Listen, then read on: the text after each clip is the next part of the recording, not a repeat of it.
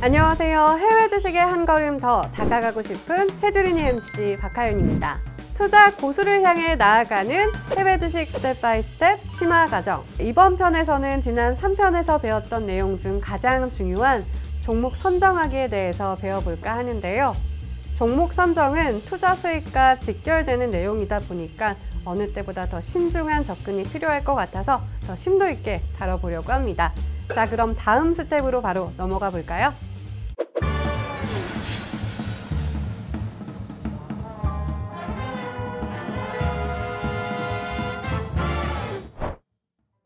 상무님 안녕하세요. 네, 안녕하세요. 네, 상무님 지난 3편에서는 투자 대상 종목 선별을 해야 된다고 말씀을 해주셨는데 이게 제가 혼자 해보려고 하니까 정말로 어렵더라고요. 네. 어떤 것부터 살펴보면서 투자 대상을 선정을 해야 되는지 조금 구체적으로 알아볼까요?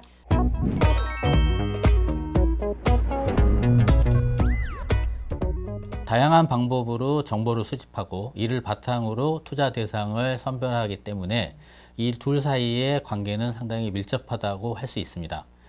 투자 대상을 선별하기 위해서 개별 종목으로 직접 들어가게 되면은 수많은 종목을 들여다봐야 되고 수많은 사항들을 체크해야 됩니다. 특히 리스크라든지 이런 부분도 고려해야 되는데 그렇게 되면은 네. 시간을 많이 뺏기게 되겠죠. 주식 투자가 본업이 돼버리는 그런 결과가 되기 네. 때문에 예를 들면은 세상을 바꾸고 있는 기술 이런 관점에서 접근을 해보면은 거기에 대한 범주를 먼저 정하고 그 범주 내에서 경쟁력 있는 기업을 찾아보는 뭐 이런 과정으로 이제 종목에 풀링하는 그런 방법이 있고요. 또 한 측면에서는 자기의 투자 성향을 한번 생각해 볼 필요가 있습니다. 나는 정말 위험을 회피하고 뭐 배당을 좋아한다. 이렇게 되면은 거기에 맞춰서 맞는 종목을 또 선별해 보는 그런 과정을 진행해 볼 수가 있겠습니다. 결국은 자기만의 판단 기준, 자기가 가장 쉽게 접근할 수 있는 그런 것들을 먼저 좁힌 다음에 거기서 종목들을 선별하는 그런 과정들을 이제 거치는 게 시간도 줄이고 이상한 정보들을 네. 차단할 수 있는 방법이 아닐까 생각합니다.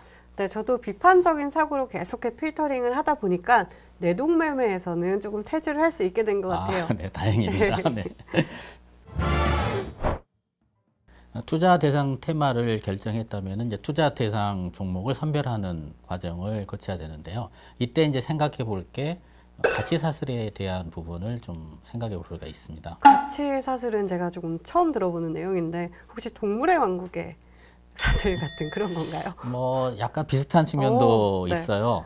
이제 이거를 조금 설명드리면은 기업이 어떤 물건을 생산하는 데 있어서 부가가치가 창출되는 그런 단계별로 뭔가 구성해 놓은 이런 겁니다. 그러니까 쉽게 말씀드리면은 완성품 하나를 만드는 데 있어서 원료도 필요하고 중간재도 필요하고 뭐 여러 가지 기술이 필요하고 이렇게 되지 않습니까? 그래서 그런 과정 전체를 하나로 이렇게 설명을 해 놓는 것을 이제 가치 사슬이라고 할 수 있겠습니다. 친환경 테마를 한번 생각해 보면요. 이거는 탄소 배출을 줄이자 하는 명제에서 시작이 된 겁니다. 그러다 보니까 줄이기 위해서는 이제 친환경 에너지를 생산해야 될 거고 신재생 에너지도 활용해야 될 거고 그다음에 자동차는 전기차로 바뀌어야 될 거고 전기차를 돌리기 위해서는 배터리가 필요하고 이런 것들이 이제 쉽게 말해서 가치 사슬 내에서 생각을 해보는 그런 방법의 한 예라고 할 수가 있겠습니다. 저도 특정 테마의 가치 사슬을 가만히 생각을 해보다 보니까 왜 요즘 핫했던 테마들이 왜 핫했는지 이유를 알 것 같아요. 네. 최근에는 4차 산업혁명에 따라서 플랫폼 기업들이 굉장히 각광을 받고 있잖아요. 네. 이것도 가치 사슬 측면에서 본다면 어떻게 해석을 할 수 있을까요? 플랫폼 기업의 특징은 기술력을 가지고서 사람의 생활을 편하게 하는 그런 관점의 기업이라고 할 수 있겠습니다. 그러다 보니까 수많은 데이터를 또 모아야 되고요. 데이터를 분석을 해서 소비자가 편하게 사용할 수 있는 어떤 플랫폼들을 개발을 해야 됩니다. 또 이거에 또 비슷한 측면에서는 디지털 트랜스포메이션이라는 개념도 새롭게 생각해 볼 수가 있는데요. 이거는 디지털화를 통해서 사업의 효율성을 올리는 그런 과정이라고 할 수 있겠습니다. 그러면 생산도 디지털화하고 이제 사무 처리도 디지털화 함으로써 효율을 올리는 건데요. 이걸 생각해 봤을 때는 또 데이터가 저장이 돼야 되니까 클라우드, 데이터를 모아야 되고 데이터도 처리해야 됩니다. 그런 관련된 기술이 발달할 거고 통신도 발달해야 되거든요. 그래서 5G, 뭐 6G 이런 이야기들이 나올 수 있고요. 이런 모든 것들이 또 디지털 트랜스포메이션 하에서의 가치 사슬로 묶이게 됩니다. 이런 방식으로 테마들을 모아서 생각을 하다 보면은 뭐 공통적으로 데이터, 데이터 처리, 클라우드 뭐 이런 것들이 이제 눈에 띄게 되는 거고요. 친환경으로도 생각들이 확산이 될 수 있는 구조들이 나오게 됩니다. 그렇게 되면은 이런 것들을 범주로 해서 거기에 맞는 경쟁력 있는 기업들을 투자 대상 종목으로 선별하는 그런 과정들을 거치면 될 거라고 생각합니다. 이런 식으로 추론한 테마도 사용해도 되지만은 또 자기가 잘 아는 분야, 일로서 접근하고 있는 분야들을 또 하나의 범주로 설정해서 거기에 맞는 또 기업들을 찾아보는 것도 뭐 좋은 방법이라고 할 수 있겠습니다. 네, 이렇게 특정 산업으로 예를 들어 주시니까 지금 저도 몇 가지 종목이 머리를 스치는데요. 이런 가치 사슬로 종목을 평가해 본다면 특정 종목과 연관된 성장 동력이 다양한 종목들을 좀 자연스럽게 찾아볼 수 있을 것 같아요. 네, 그런 식으로 자신만의 종목을 풀링해 보면은 투자 종목 선별 과정이 좀 더 수월해질 거라고 생각합니다. 풀링하는 작업은 실제 투자 대상을 선정하는 작업이라는 중요한 의미도 있지만은 트렌드 변화에 대한 자신만의 생각을 정리해보는 기회라고도 할 수 있겠습니다. 변화를 주도하는 테마의 경우에는 현재 경쟁력이 높은 기업의 투자 대상을 선정하는 것이 중요할 수 있습니다. 하지만은 기업의 그 환경적인 측면, 그러니까 투자의 규모, 그다음에 종업원의 구성, 시장의 변화 뭐 이런 거에 따라서 그 경쟁력이 우위에 있는 기업들이 자꾸 변화수가 있다는 것을 놓치면 안 될 것 같습니다. 그래서 후보군까지도 같이 투자 대상 종목에 선별을 해주는 것이 바람직한 방향이라고 생각할 수 있겠습니다. 초보 해주리니 분들이 좀 이해하기 쉽도록 이것도 예를 들어서 좀 설명을 해주시겠어요? 해당 테마에 A, B, C 기업이 있습니다. 이제 A가 지금 현재는 경쟁력 1위 기업이에요. 그런데 B나 C가 따라올 수 없을 만큼 막강한 경쟁력을 갖고 있는 상황은 아니다. 이렇게 보면은 풀링을 할 때 A 기업은 물론 포함이 되지만은 B나 C 기업까지도 이 풀링에 넣어놓고 상황의 변화에 따라서 비중 조절을 하거나 편축입을 하는 것들이 유리한 방향이라고 할 수 있겠습니다. 가치사슬 측면에서는 또 A, B, C 기업이 있는데 A 기업은 이제 원자재나 부품을 만드는 기업이고 B 기업은 이제 중간 재료를 만드는 기업이고 C 기업이 완성품을 만드는 기업이다. 이 테마가 이제 막 시작을 했어요. 그렇게 되면은 A라는 기업, 즉 원자재나 부품을 만드는 회사가 먼저 잘 되는 상황이 나타납니다.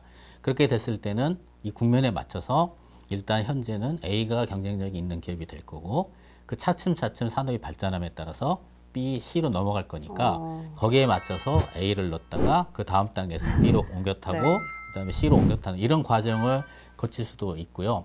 만약 이 테마가 정말 장기적인 성장을 할 거다 이렇게 보면은 아예 완성품을 만드는 C 기업을 투자를 하는 것이 더 유리할 수도 있겠습니다.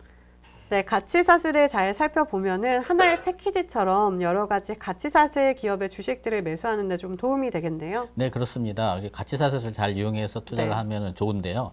이미 시장에는 이제 가치사슬을 고려해서 테마형 ETF가 만들어져 있습니다. 그거를 잘 활용하시는 방법도 고려해 볼 필요가 있습니다. 네, 맞습니다. 다양한 종목을 분산 투자하는 데 있어서 가장 좋은 게 또 테마형 ETF라고 말씀을 해주셨잖아요. 뭐 리스크도 적고 장기적으로 봤을 때도 좋다고 하셔가지고 사실 저도 제 포트폴리오에 담아놨거든요. 네, 아주 배운 거를 잘 활용하고 계시네요. 아무래도 이제 ETF를 활용해서 투자를 해보면은 아무래도 가치사슬에 대한 이해도 살펴보면서 배우는 것도 있고요. 분산 투자에 대한 그 관점에서도 유익한 투자가 될 수 있다고 할 수 있겠습니다.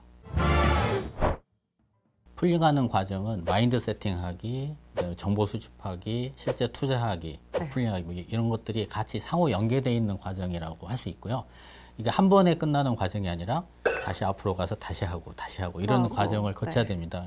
그만큼 장기 투자라는 것은 꾸준하게 계속해서 노력해야 되는 작업이라고 할 수 있고요. 그 과정에서 종목을 풀링하는 과정이 중간 과정에서의 가장 중요한 부분이라고 할 수 있겠습니다.